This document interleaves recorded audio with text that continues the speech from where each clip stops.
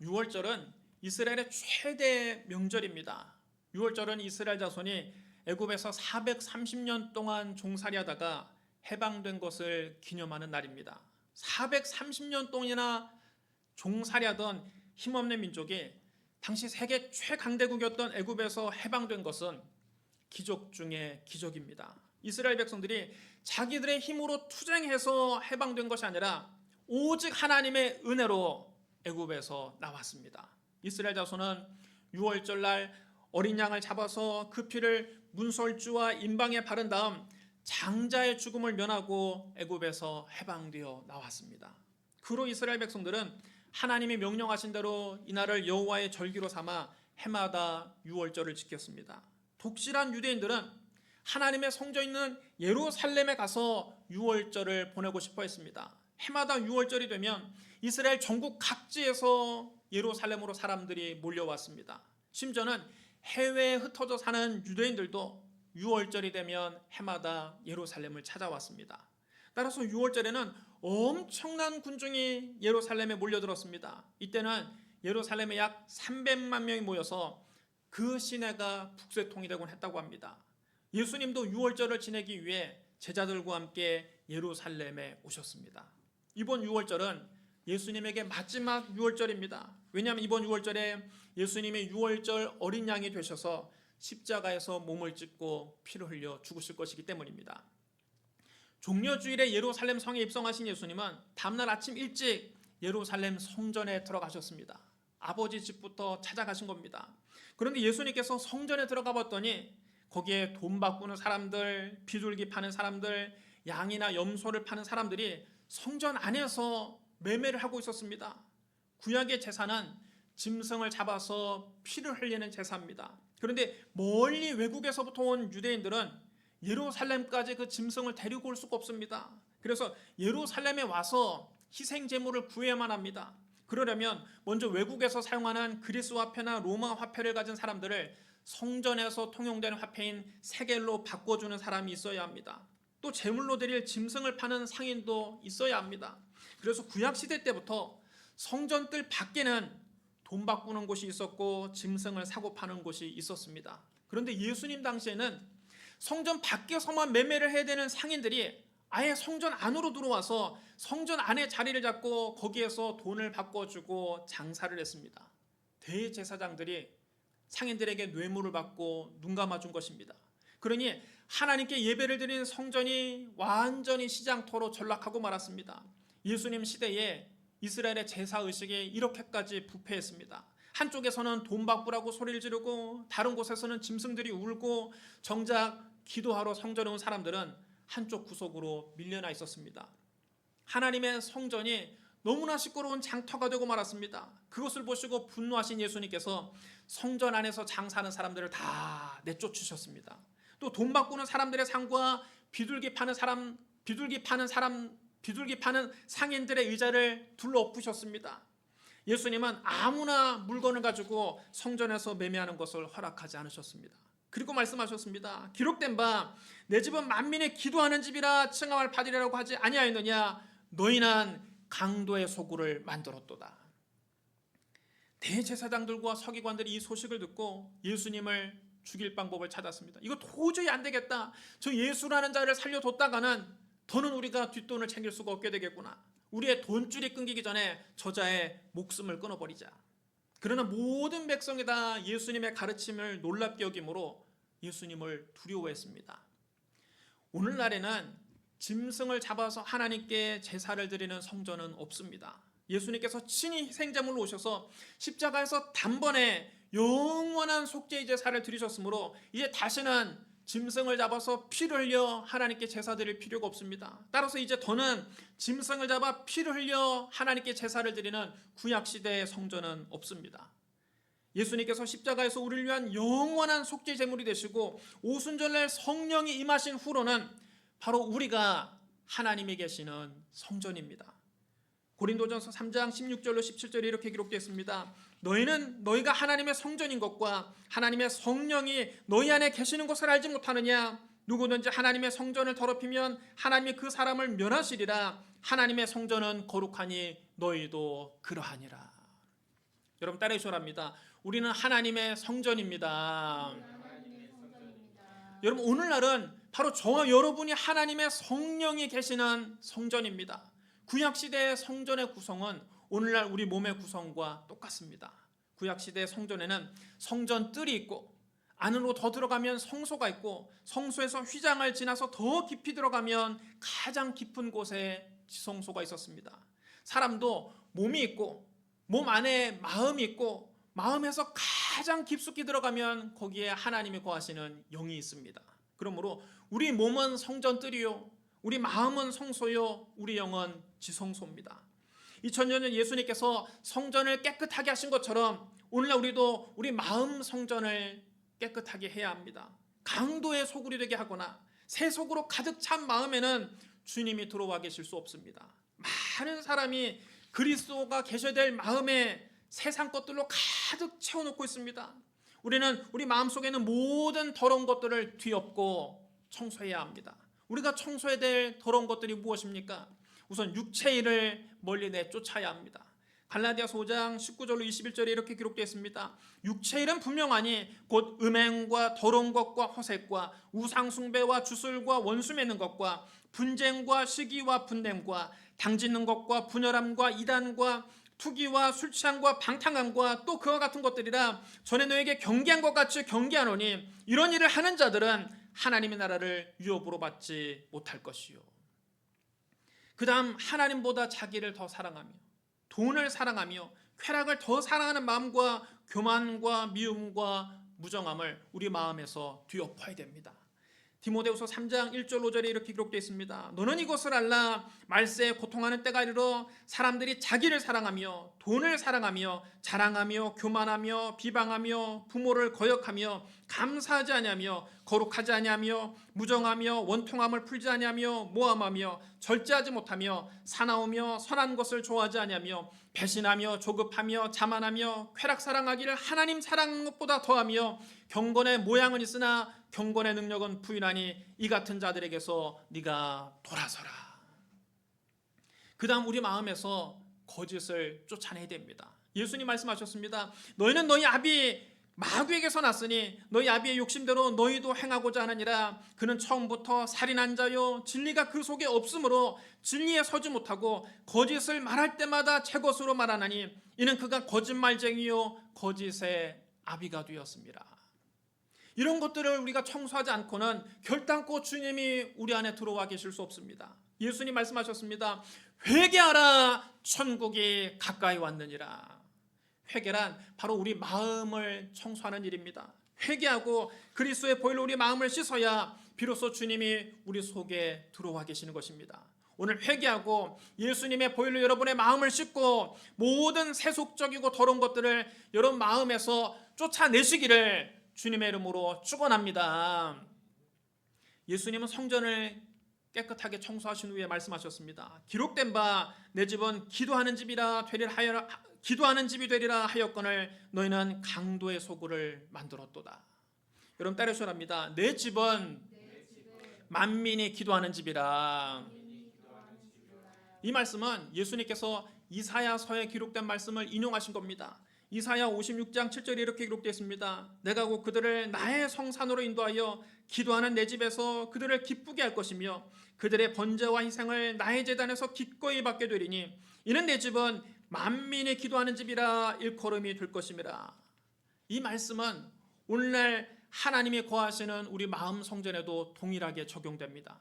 아무리 우리가 회개를 하고 마음을 깨끗이 청소했다 할지라도 우리가 날마다 기도하지 않으면 하나님과는 아무런 관계가 없습니다. 우리 마음을 자꾸 비우기만 하면 안 됩니다. 다른 종교에서는 자꾸 마음을 비우라고만 합니다. 욕심을 비워라, 아집을 버려라, 집착을 버려라, 자꾸 버리라고 합니다. 물론 우리 기독교에도 정욕과 탐심을 십자가에 못 박는 비움이 있습니다. 갈라디아서 5장 24절에 이렇게 기록됐습니다. 그리스도 예수의 사람들은 육체와 함께 그 정욕과 탐심을 십자가에 못 박았느니라. 그런데 이렇게 마음을 비우는 것으로 끝나면 안 됩니다. 회개를 통해서 마음속에 있는 모든 더러운 것들을 깨끗이 청소했으면 그 다음에는 우리 마음을 거룩하신 영, 곧 성령으로 충만하게 채워야 합니다. 예수님 말씀하셨습니다. 더러운 귀신이 사람에게서 나갔을 때에 물 없는 곳으로 다니며 쉬기를 구하되 얻지 못하고 이에 이르되 내가 나온 내 집으로 돌아가리라 하고 가서 와본즉 그 집이 청소되고 수리되었거늘 이에 가서 저보다 더 악한 귀신 7을 데리고 들어가니 그 사람의 나중 형편이 전보다 더 심하게 되었느니라. 여러분, 마음을 우리가 깨끗이 청소를 한 다음에 빈 상태로 내버려 두면 귀신이 자기보다 더 악한 귀신 7을 데리고 들어옵니다. 그 사람의 나중 형편이 처음보다 더 어렵게 되는 것입니다. 회개를 통해서 우리 마음을 깨끗이 비웠으면 기도를 통해서 우리 마음을 성령으로 충만하게 채워야만 합니다. 기독교의 영성은 비움과 채움의 영성입니다. 비운 다음에는 성령으로 채워야 됩니다. 우리가 하나님의 성령이 구하시는 성전이 되려면 기도해야만 합니다. 기도해야 하나님과 교통할 수 있습니다. 기도해야 우리 마음이 성령으로 충만해집니다. 기도해야 하나님의 능력의 손이 우리 삶에 나타납니다. 신앙생활이 냉랭한 것은 기도하지 않기 때문입니다. 우리가 회개하고 예수 그리스도의 보혈로 씻고 난 다음에 성령 충만을 위해서 간절히 기도하면 마귀의 세력은 무너지고 하늘 문이 열리고 하나님의 은혜가 비와 같이 우리에게 내려집니다. 하나님은 우리 영혼이 잘됨같이 범사가 잘되고 강건하기를 간절히 원하고 계십니다.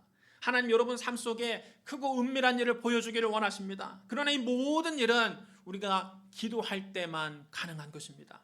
우리 삶에 큰 문제를 만났을 때는 우리가 하나님께 부르짖어 기도해야 됩니다.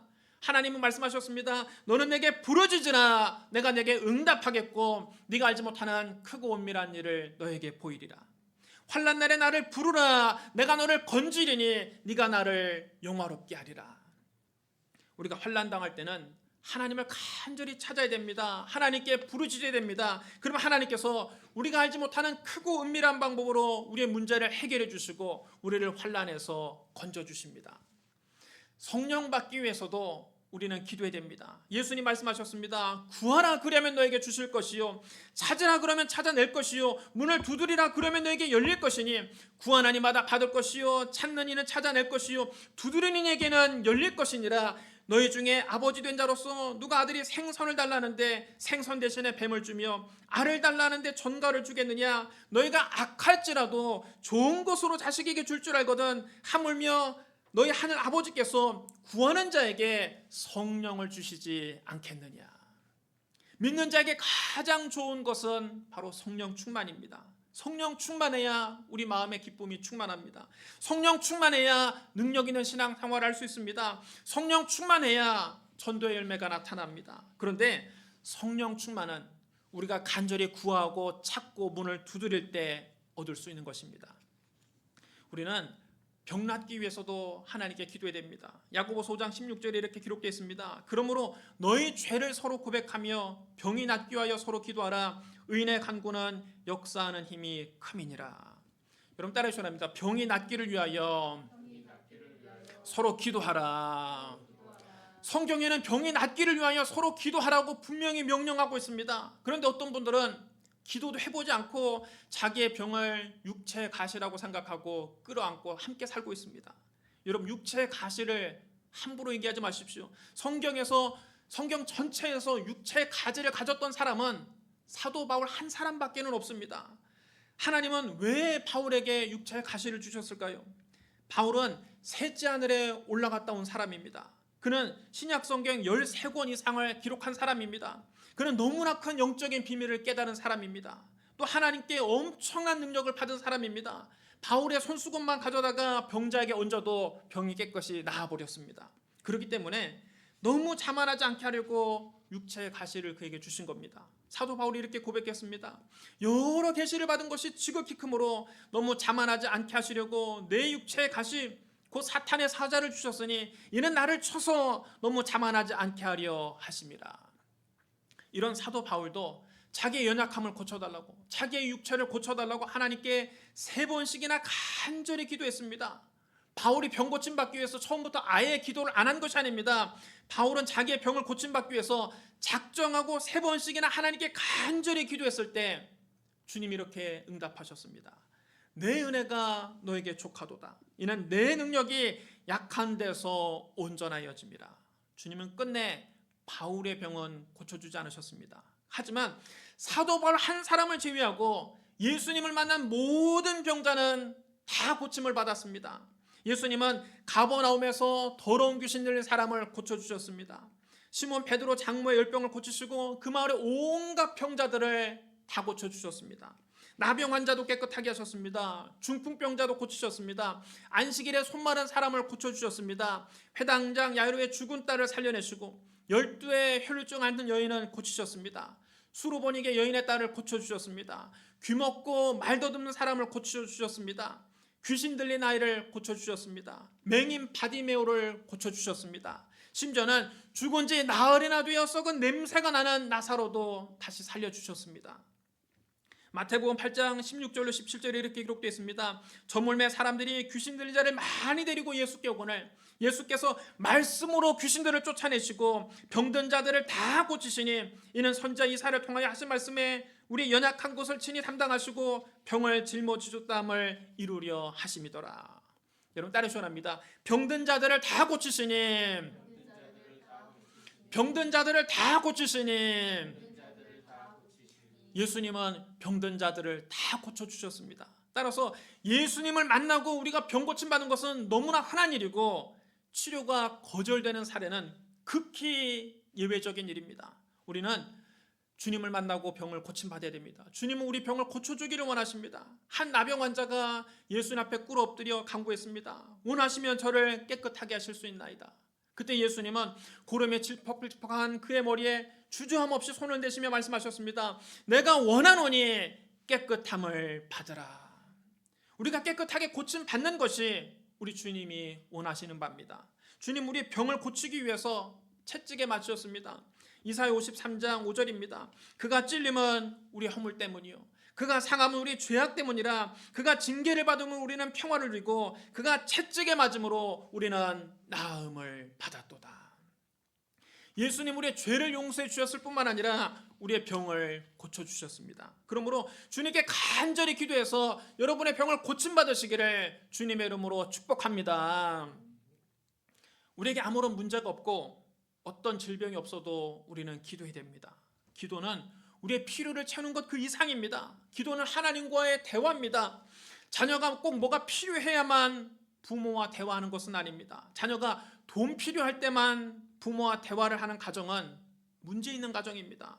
부모와 자녀 사이에는 항상 솔직한 대화가 있어야 됩니다. 여러분 그것이 건강한 가정입니다. 마찬가지로 우리가 뭐 필요할 때만 하나님께 기도하는 것은 아닙니다. 뭐 필요가 있어야만 하나님께 기도하는 신앙은 문제가 있는 신앙입니다. 영적으로 건강한 성도는 뭐 필요한 게 있든지 없든지 항상 하나님과 기도합니다. 우리는 우리 영적인 아버지신 하나님과 항상 기도함으로 영적인 교제를 나눠야 됩니다.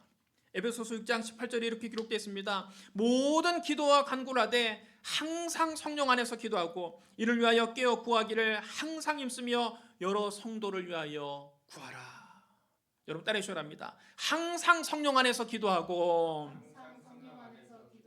여러분 항상 성령 안에서 기도해야 됩니다. 문제가 생기고 아쉬울 때만 기도하지 말고 항상 성령 안에서 기도하십시오. 자기의 문제만을 위해서 기도하지 말고 여러 성도를 위해서 기도하십시오. 매일 하나님과 기도를 통해서 교제 시간을 갖는 건강한 성도가 되시기를 주님의 이름으로 축원합니다. 사랑하는 성도 여러분, 예수님은 저와 여러분 한 사람 한 사람을 성전 삼고 들어와 계시기를 원하십니다. 옛날에는 예루살렘에 성전이 있었지만 오늘날에는 예수님을 믿는 저와 여러분이 바로 하나님의 성령이 거하시는 성전입니다. 여러분 마음 성전을 깨끗이 청소하십시오. 온갖 세속적인 것들을 마음에서 몰아내고 예수님의 보혈로 깨끗이 마음을 씻으십시오. 여러분 마음 성전을 기도하는 집이 되게 하십시오. 항상 성령 안에서 기도하시기를 주님의 이름으로 축복합니다. 우리 기도하겠습니다. 사랑과 은혜가 풍성하신 하나님 아버지, 하나님의 성령께서 우리를 성전 삼고 들어와 계시니 감사합니다. 이 시간 우리 마음 성전을 청소하기를 원합니다. 우리 마음속에 있는 온갖 더러운 것들, 세속적인 것들, 세상 것들을 제거해 주시고 예수님의 보혈로 깨끗하게 하여 주옵소서. 우리 마음이 날마다 하나님께 기도하는 집이 되기를 원합니다. 성령이여 우리 마음속에 충만히 임하여 주옵소서. 예수님 이름으로 감사하며 기도드리옵나이다. 아멘.